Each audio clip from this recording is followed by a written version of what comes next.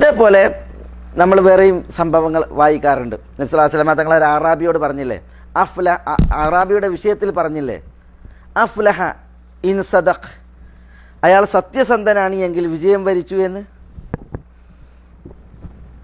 അഫ്ലഹ in സദഖ്, അറാബിയോട് ഒരു അറാബി വന്ന് നബി സല്ലല്ലാഹു അലൈഹി വസല്ലം തങ്ങളെ മുഖം കാണിച്ച് എന്നിട്ട് റസൂലുള്ളാഹി സ്വല്ലല്ലാഹു അലൈഹി വസല്ലം തങ്ങളോട് ഇസ്ലാം കാര്യങ്ങൾ ചോദിക്കണം.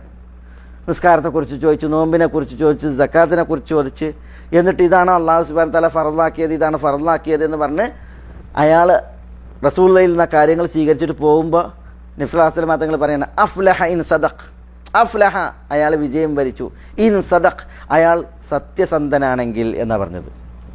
സത്യസന്ധനാണെങ്കിൽ, അപ്പോൾ സത്യസന്ധതയുണ്ട് എങ്കിൽ അയാൾക്ക് വിജയമുണ്ട് എന്ന് റസൂലുള്ളാഹി സ്വല്ലല്ലാഹു അലൈഹി വസല്ലം തങ്ങൾ അവിടെ ഉണർത്തി. ഇമാം ബുഖാരിയൊക്കെ റിപ്പോർട്ട് ചെയ്യുന്ന ഹദീസ്.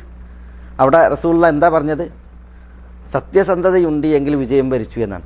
അത് എല്ലാ വിഷയത്തിലും അങ്ങനെയാണ്. ലാ ഇലാഹ ഇല്ലല്ലാഹുവിൻ്റെ വിഷയത്തിലും ലാ ഇലാഹ ഇല്ലല്ലാഹയുടെ തേട്ടമായിട്ടുള്ള കർമ്മങ്ങളുടെ വിഷയങ്ങളിലുമൊക്കെ വിജയം എപ്പോഴാണ്?